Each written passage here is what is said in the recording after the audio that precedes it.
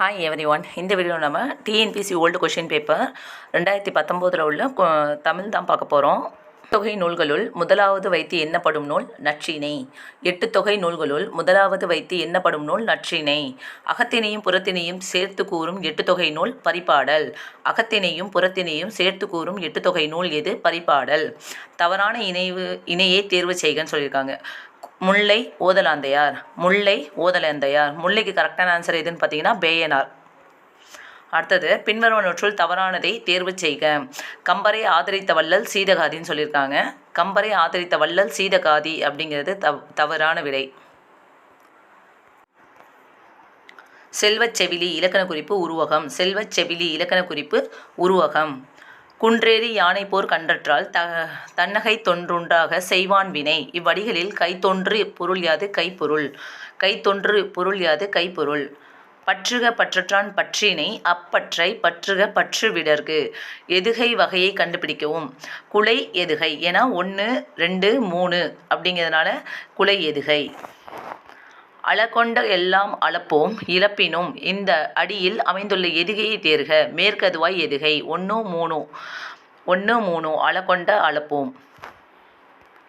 தன்வினை வாக்கியத்தை தேர்ந்தெடுக்க. அப்பூத்தி அடிகள் 4 வரை கற்றார். அப்பூத்தி அடிகள் 4 வரை கற்றார். தன்வினை வாக்கியம். இலக்கண குறிப்பு தருக.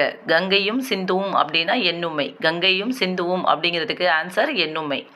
சாலதவ முதலிய உரிச்சொற்களில் பின் வல்லினம் மிகும். சாலதவ முதலிய உரிச்சொற்களின் பின் வல்லினம் மிகும். தாழ் பூந்துரை என்ற சொல்லுக்குரிய இலக்கண குறிப்பு தருக. வினைத்தொகை. தாழ் பூந்துரை வினைத்தொகை. பின்வரும் தொடரில் உள்ள நிகழ்கால வினை முற்றை தேர்வு செய்க. பழிக்கின்றது. நிகழ்கால வினை முற்றுன்னு சொல்லியிருக்காங்க. பழிக்கின்றது. படி என்ற வேர் சொல்லில் இருந்து வினை எச்சத்தை உருவாக்குக. படித்து. படி என்ற வேர் சொல்லில் இருந்து வினை எச்சத்தை உருவாக்குக. படித்து. கல் என்ற வேர் சொல்லின் பதம் அறிக. கற்றல். கல் என்னும் வேர் சொல்லின் பதம் அறிக. கற்றல். இயல்பானது. இயல்பு. இயல்பானது வேர் சொல் அறிக. இயல்பு. ஏ என்ற ஓரெழுத்து ஒரு மொழியின் பொருள் அம்பு. ஏ என்ற ஓரெழுத்து ஒரு மொழியின் பொருள் அம்பு.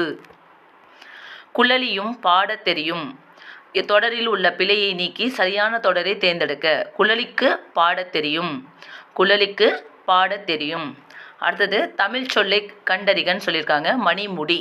தமிழ் சொல்லை கண்டறிக. மணிமுடி. பொருந்தா இணையை சுட்டுக. மருதம் அப்படிங்கிறது நண்பகல் கொடுத்துருக்காங்க. தவறு. மருதம் நண்பகல் அப்படிங்கிறது தவறு.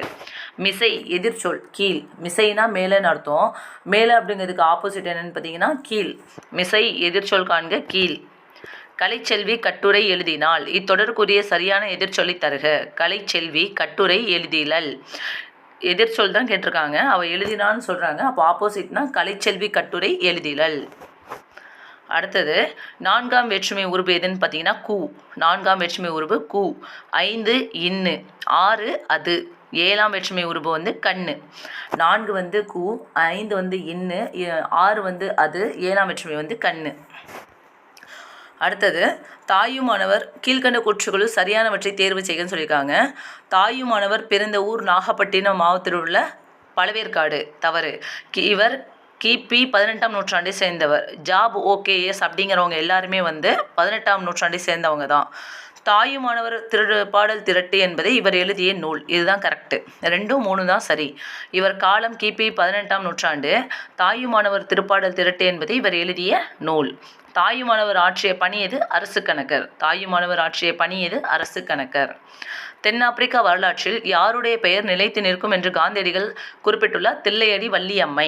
தென்னாப்பிரிக்க வரலாற்றில் யாருடைய பெயர் நிலைச்சு இருக்கும் அப்படின்னு சொல்லிட்டு காந்தி சொன்னாருன்னு பார்த்தீங்கன்னா தில்லையாடி வள்ளியம்மை. உலகம் உருண்டையானது என்பதை தம் தொலைநோக்கியால் கண்டறிந்து சொன்னவர் கலீலியோ.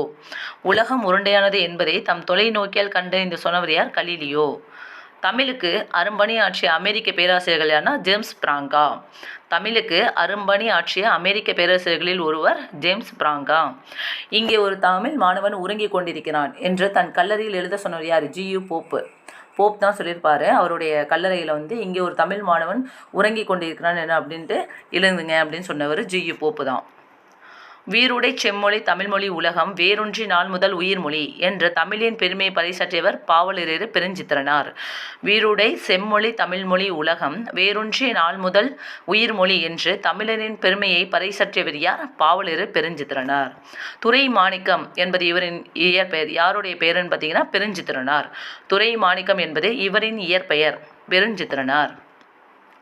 திராவிட மொழிகளின் ஆய்வுக்கு பங்களிப்பு செய்வதில் குறிப்பிடத்தக்கவர் தே.பொ. மீனாட்சி சுந்தரனார்.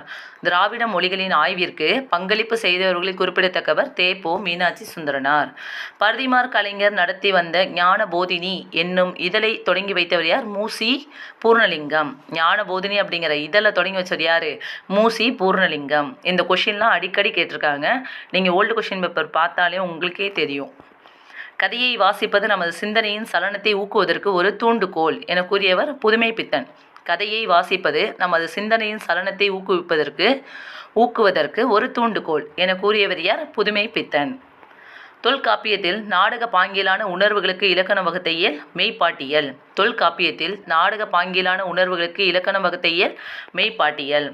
பண்ணோடு கலந்தும் தாளத்தோடு கூடியும் பாடும் கலை இசைக்கலை. பண்ணோடு கலந்தும் தாளத்தோடு கூடியும் பாடும் கலை எது? இசைக்கலை. சட்டம் ஒரு இருட்டறை, அதில் வழக்கறிஞரின் வாதம் ஒரு விளக்கு என்று கூறியவர் யாரு? அண்ணா. சட்டம் ஒரு இருட்டறை, அதில் வழக்கறிஞரின் வாதம் ஒரு விளக்குன்னு சொன்னது யாருன்னா அண்ணா. தமிழக அரசின் தமிழ் வளர்ச்சித்துறை பரிசு பெற்ற சுரதாவின் நூல் தேன்மலை. தமிழக அரசின் தமிழ் வளர்ச்சித்துறை பெற்ற சுரதாவின் நூல் தேன்மலை. இரட்டை கிளவி போலே இணைந்து வாழுங்கள், பிரிந்தால் பொருள் இல்லை என்று பாடியவர் யார்? சுரதா. இரட்டை கிளவி போல் இணைந்தே வாழுங்கள், பிரிந்தால் பொருள் இல்லை என்று பாடியவர் யாருன்னா சுரதா. இதுவும் அடிக்கடி கேட்ட கேள்விதான். பாரதிதாசனாரின் இயற்றிய நாடக நூல் எது? பிசிராந்தையார். பாரதிதாசனார் இயற்றிய நாடக நூல் எது? பிசிராந்தையார். இதுக்கு தான் சாகித்ய அகாதமி விருது வாங்கியிருக்காங்க.